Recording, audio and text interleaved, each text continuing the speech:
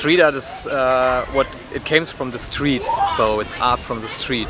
Some people, they mix it with graffiti and they say yes, graffiti is also street art, but in my opinion graffiti is just graffiti in itself. So street art is just like, you can see all these stencils and all the sticker stuff, so in my opinion this is street art. Det er kunst i byen, altså i gaderne, og så er det typisk for mig noget, som er tilgængeligt for alle. Det er noget, som alle kan se, og det er noget street art. Der er ikke nogen, der ejer værkerne, mener jeg, som der er i street art. Det er noget, som er til offentligheden. I would like to call this more so public art than I would call it street art, because it's more about art for the public than it's art for the streets. So I think that this is public art. Most of the time for me street art is something that is contemporary, because it can go away, somebody can paint over it, you know, anything can happen.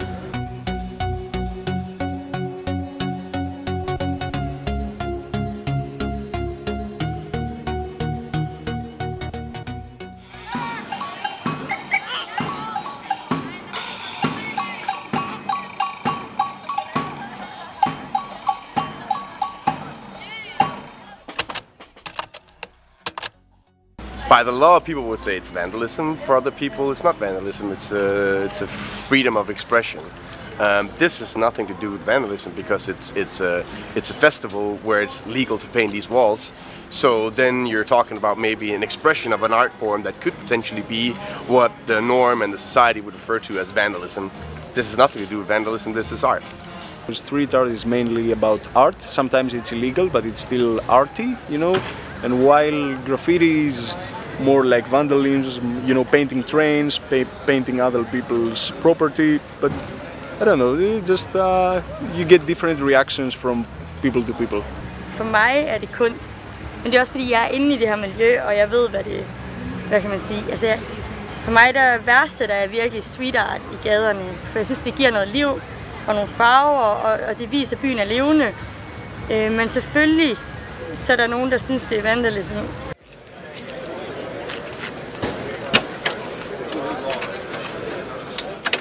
I think the people like it because we have here so many different styles. Some of them work in a graphic way, some of them more in a drawing way. So I think for everybody is something here to see. Doesn't matter what he's liking. I think that it's actually really nice for people, I guess, to be able to see how things are done. And also it removes the gap between art and the general public, because art is often high-end art for people that are in museums or galleries, and it becomes a little bit intimidating.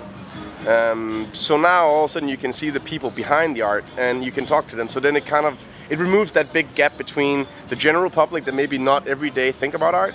Now they can all of a sudden take part in it. I feel like you get a lot of different reactions.